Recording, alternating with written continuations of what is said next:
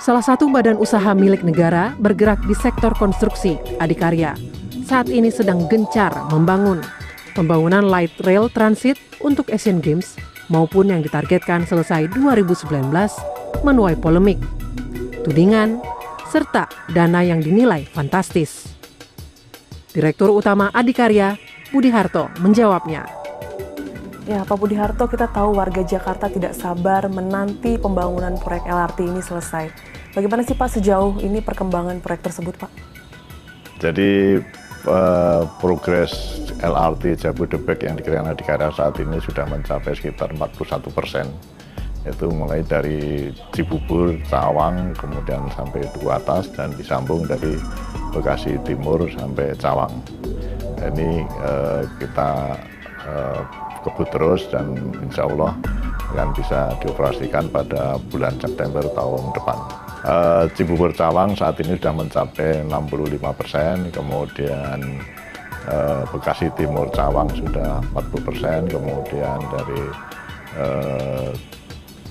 Cawang ke Duku Atas baru 15%. Apa sih Pak kendala yang selama ini ditemui oleh manajemen dalam pembangunan LRT ini, Pak? Kendalanya yang pertama adalah window time. Jadi apa yang kita perkirakan di awal dulu, kita waktu itu memperkirakan mulai bekerja jam 10 malam sampai jam 5 pagi, ternyata sekarang jam 12 baru bisa mulai kerja dan sampai jam 4 pagi sudah harus selesai, sudah bersih-bersih. Jadi waktu kerja kami itu di malam hari sangat kecil sekali, sangat sempit sekali. Kemudian hambatan yang lain adalah pada waktu kami mengerjakan pondasi, itu ternyata di bawah ini kan banyak fasilitas-fasilitas infrastruktur seperti kabel, ada pipa gas, ada kabel telepon yang tidak secara tepat kita ketahui. Jadi kami harus sangat hati-hati pada waktu mengerjakan pondasi, jangan sampai kena fasilitas umum itu karena akan mengganggu kepentingan umum yang lain. Gitu. Kami sudah memiliki SOP bagaimana mengendalikan dan mengelola proyek ini sehingga keselamatan kerja itu kita kendalikan dengan baik. Dan itu kita ikuti semuanya, jadi setiap saat, setiap periodik, apa harus kami lakukan sesuai dengan prosedur yang ada, dan kesiapan yang penting lagi lah, kesiapan personil itu betul-betul kami siapkan. Karena pada umumnya kami adalah bekerja di malam hari, sehingga kesigapan, fit oleh para pekerja kami betul-betul kami perhatikan. Misalnya aja kami selalu setiap malam itu ada pengetesan para pekerja kami apakah mereka mengkonsumsi alkohol. Jadi kami punya detektor orang yang mengkonsumsi alkohol sejak 6 jam yang lalu bisa deteksi saat ini. Kemudian mereka yang kerja pada malam hari ini betul-betul di siang harinya betul-betul istirahat. Dan juga seperti mereka yang mengendalikan peralatan yang di ketinggian, itu jam kerjanya betul-betul kita kendalikan. Jadi satu hari mereka banyak bekerja 6 jam, itu betul-betul kita batasi, tidak lebih dari itu. Ya. Bagaimana dari sisi pendanaan? Pendanaan seperti kita tahu bahwa Adikarya ini tahun 2015 mendapat suntikan dana dari pemerintah 1,4 triliun, itu kami gunakan untuk modal kerja, dan kami sudah menerima pembayaran dari KAI di awal tahun kemarin sebesar 3,4 triliun. Kemudian saat ini kami kira-kira sudah belanja sekitar 9 triliun yang kami gunakan dan sebagian dana dari pinjaman teman-teman perbankan.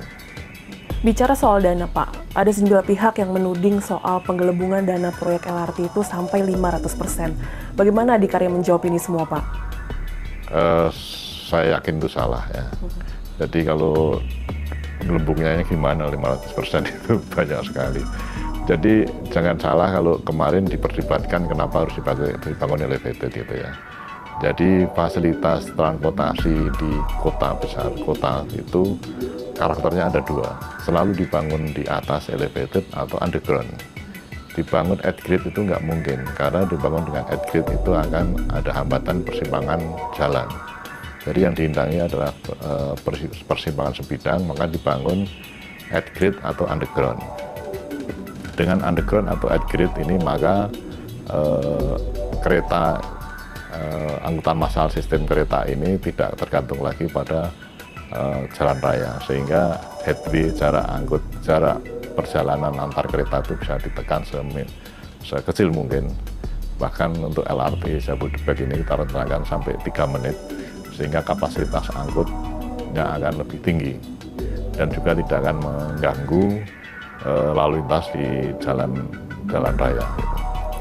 Seperti Mbak Desi tahu, sekarang kan di Jakarta ini ada KRL. KRL itu kalau lewat kan jalan rayanya ditutup kan.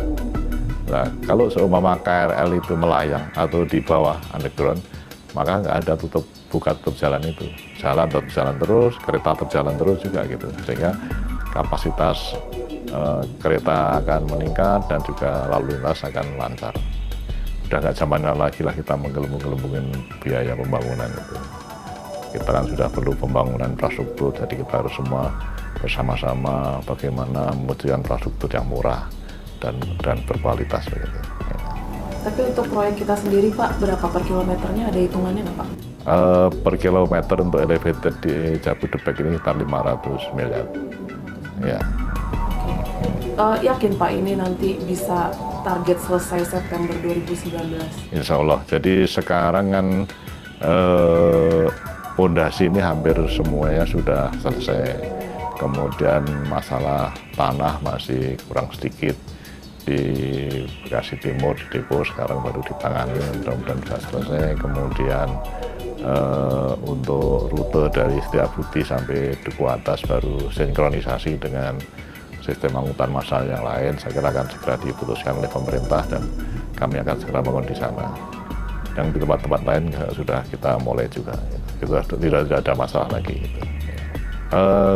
Kalau LRT Jabodebek ini tidak disiapkan untuk Asian Games karena ini panjangnya 44 kilo, dimulai baru tahun 2015 kemarin, jadi nggak mungkin selesai pada Agustus ini. Yang disiapkan di Asian Games itu yang LRT yang dibangun oleh Jakpro yang di Kelapa Gading itu, ya. Dan di Palembang ya. Soal proyek pemerintah Pak, apalagi yang sedang dibangun oleh Adikarya Pak? Di mana ada beberapa, kami membangun beberapa bendungan, kemudian jalan dan pelabuhan, dan bersamaan kami membangun LRT ini, kami juga membangun POD. Jadi di setiap beberapa stasiun LRT ini kami belanja tanah, kemudian nanti akan kita kembangkan POD. Di sana kan kita bangun perkantoran, kita bangun apartemen gitu. Jadi ke depan nanti di kota besar seperti Jakarta ini, orang membeli properti, membeli rumah begitu atau kantor itu akan yang berdekatan dengan sistem angkutan massal. Jadi kami menyediakan itu untuk jadi pilihan masyarakat Jakarta. Oke, ada kesulitan nggak sih Pak membangun proyek pemerintah ini Pak? Nggak ada. Khusus soal dana Pak? Nggak ada. Jadi saya kira pemerintah sudah menyiapkan semuanya dan sudah tentukan semuanya. Kami sebagai BUMN juga mendapatkan penugasan dari pemerintah itu juga semua dengan perhitungan yang baik dan kami juga mengelola dengan baik juga. Oke, ini ada juga tuduhan soal utang BUMN yang membengkak Pak karena membangun sejumlah proyek pemerintah. Bagaimana dari si Adikarya Pak? Jadi begini, saya bisa cerita tentang utang BUMN Karya kan selama ini banyak dibicarakan orang ya. Seolah-olah bahwa BUMN Karya ini akan roboh karena penugasan pemerintah. Jadi yang pertama, BUMN Karya yang dapat penugasan ini, kami ini sudah disuntik, sebelumnya disuntik oleh pemerintah tambahan modal. Adikarya, Wijaya Karya, PP, Waskita Karya, Utama Karya, semua sudah disuntik oleh pemerintah. Nah, kemudian kami memang hutang kami meningkat. Jadi kalau hutang itu melihatnya itu ada rasio hutang dengan equity. Debt equity ratio itu kami rata-rata itu masih dalam nilai yang sangat aman. Kayak Adikarya ini debt equity ratio kami hanya 1,1. Covenant abang batas kami 3,5.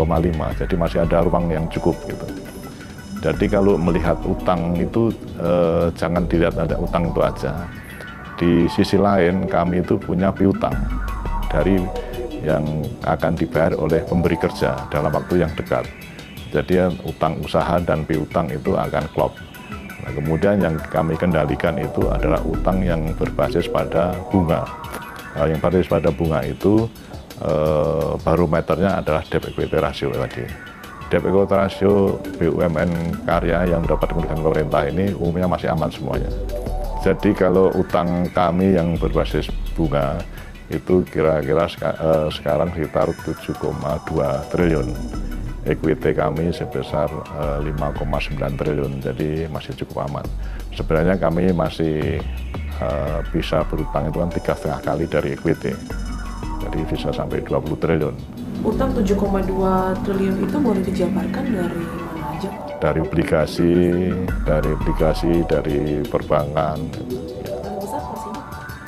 Dari obligasi sekitar 3,5, kemudian dari perbankan sekitar 3,5 juta. Gitu. Ya.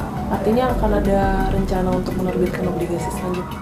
Sementara belum, karena kan ini tugas yang besar kami kerjakan ini kan dari LRT. LRT ini kan dari KAI juga sudah siap untuk melakukan pembayaran, jadi akan bergulir aja. Jadi setelah kami progres selesai setiap bulan kami ajukan kepada Kementerian Perhubungan, kemudian dievaluasi oleh BPKP, kemudian setelah setujuin dilihat oleh KAI dan dibayar gitu. Ya. Akan bergulir terus begitu, Pak.